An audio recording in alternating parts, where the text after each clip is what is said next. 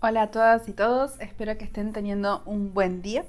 Les doy la bienvenida a este espacio dedicado a la magia y el herbalismo. Mi nombre es Mai y en este video, voy a hablar acerca del trabajo de sombras. Hace un tiempo subí algunos fragmentos de un video de Instagram en el que hablaba sobre el tema, pero acá me voy a adentrar mucho más en este tema y me gustaría dejarles también una especie de rutina para hacer trabajo de sombras, que es algo que a veces me consultan bastante.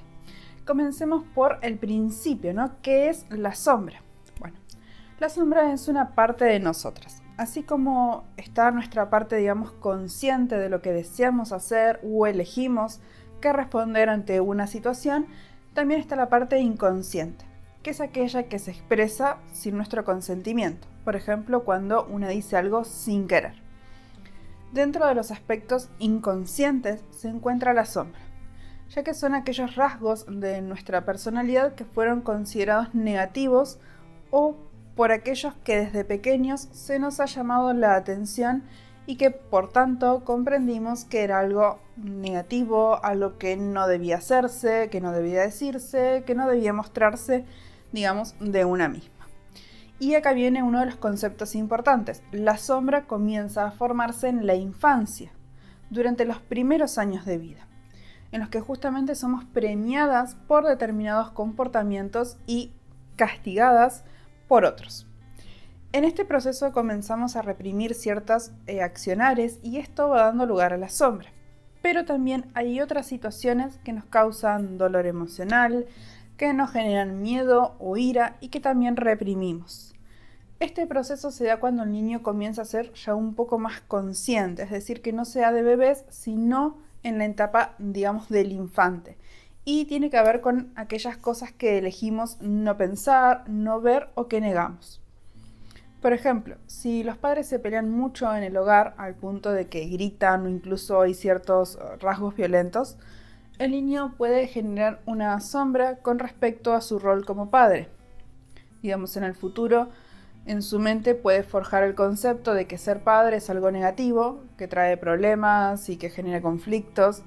Esto obviamente que es solamente un ejemplo y que no tiene por qué ser así, pero es más o menos como para que se entienda cómo aquellas cosas que pasan en la infancia dan lugar a lo que llamamos sombra. ¿Por qué hacer trabajo de sombras?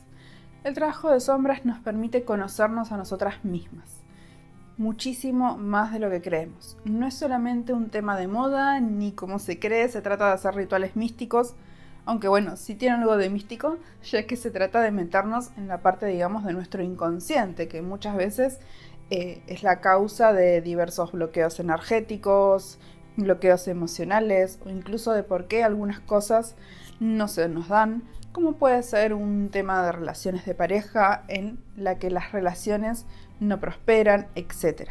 ¿Sí?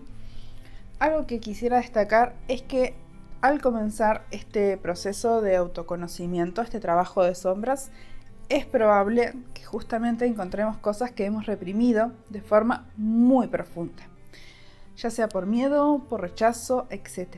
Y si durante este proceso te sientes mal emocionalmente o simplemente crees que no puedes resolverlo solo, es muy recomendable pedir la ayuda de un psicólogo, ya que ellos tienen muchas herramientas, de verdad, muchas herramientas para poder ayudarnos a comprender lo que está en nuestro inconsciente.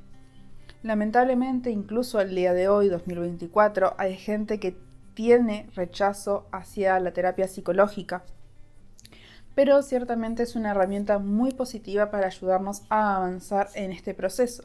Son personas que se han formado para ayudarnos en estos aspectos. Dicho esto, continuemos con el trabajo de sombras. Al comenzar con este trabajo, entonces, encontraremos que en la sombra puede haber recuerdos que elegimos olvidar y que pueden, por ejemplo, ser la causa de un malestar físico. Voy a darles otro ejemplo y les voy a advertir que esto puede ser un poco intenso para quienes tienen problemas de autoestima, por lo que si desean salirse del video en este momento y pasar algo más tranquilo, están en toda su libertad de poder hacerlo. Ejemplo, si a una persona de pequeña se le ha dicho que no debe comer determinados alimentos porque engordan o que debe verse de tal forma, hacer ejercicio para mantenerse delgada, etc. Es decir, la han condicionado respecto a qué comer y cómo debe verse, esta persona puede generar problemas de autoestima, de falta de valoración propia, puede generar problemas con la alimentación, incluso en casos extremos puede generar afecciones físicas que la mantengan delgada, como puede ser el ejemplo del hipotiroidismo. Puede tener problemas para mantener relaciones largas, por miedo a que la engañen, por no verse como le dijeron que debería verse, etc. Entonces el trabajo de sombras, al permitirnos recordar estos aspectos y comprenderlos desde una mirada adulta, puede ayudarnos a sanar estos problemas, quitarnos este tipo de bloqueos o incluso lograr manifestar una relación a largo plazo, siguiendo con el ejemplo que les decía recién. Por esto es que a mí me parece tan interesante el trabajo de sombras. Como podrán darse cuenta, no es algo para hacer a la ligera, pero sí es algo muy constructivo.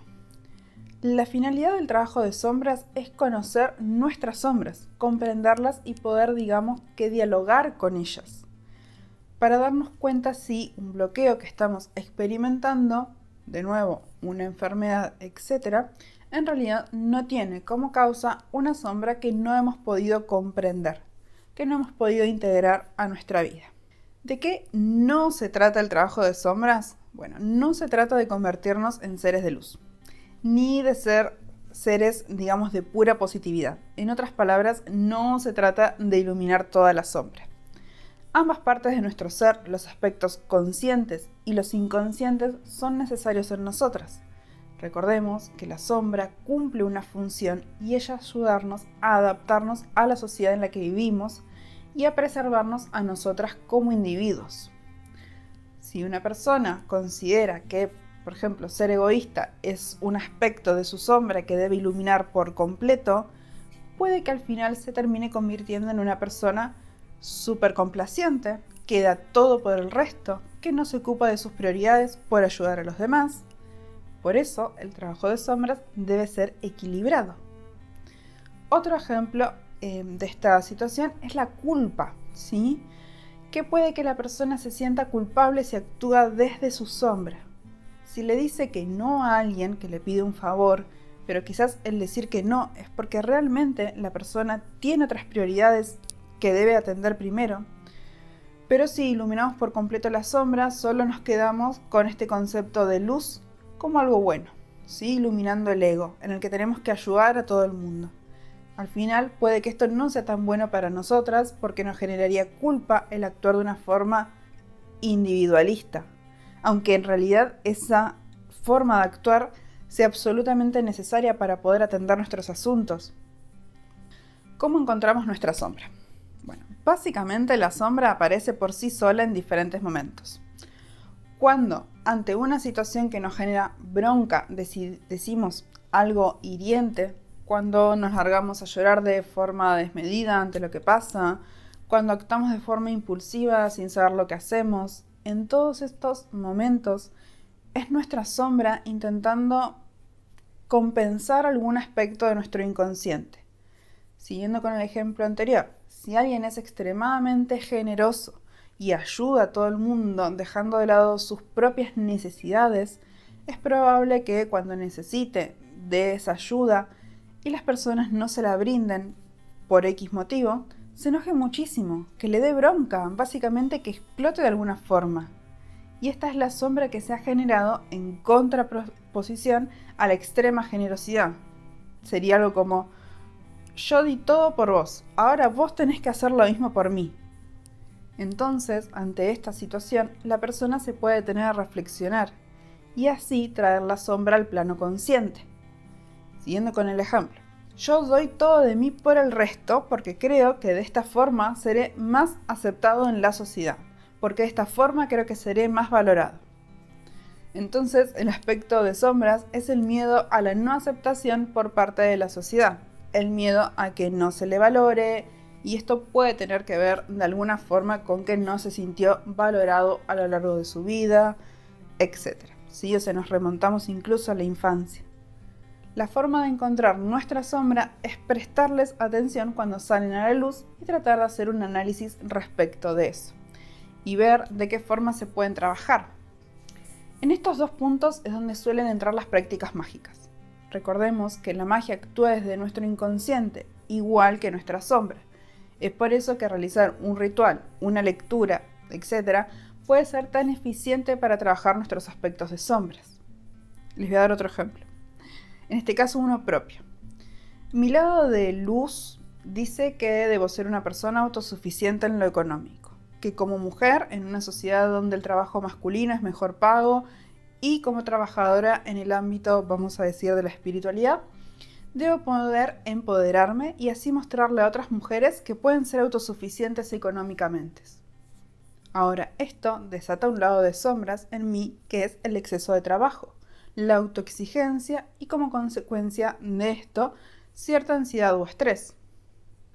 Bueno, ¿qué vengo haciendo hace un buen tiempo ya para trabajar esto?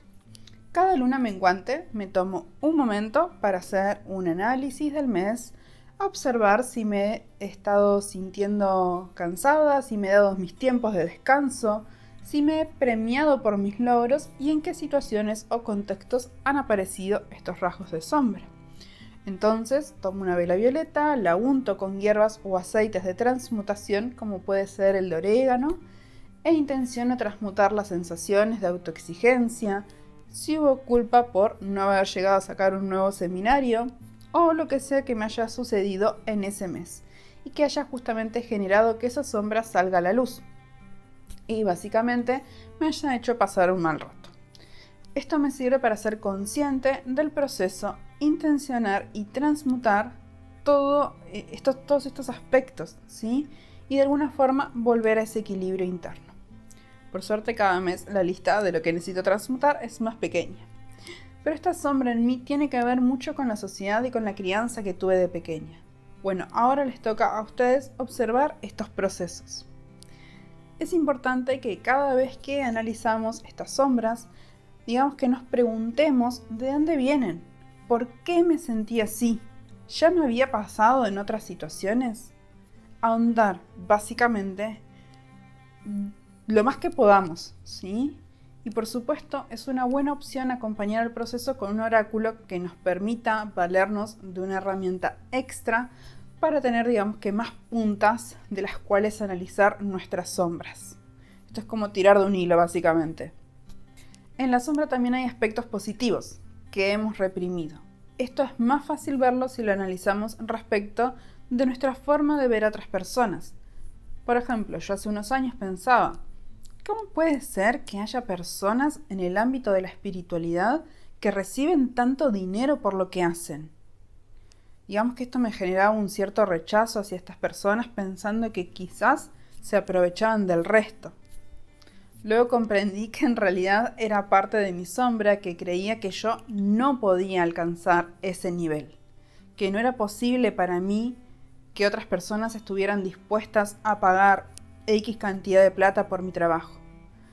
Entonces, en realidad, al yo comenzar a aceptar que mi trabajo era bueno, comencé a tener mayor cantidad de ingresos provenientes, de las formaciones, etcétera, ¿no?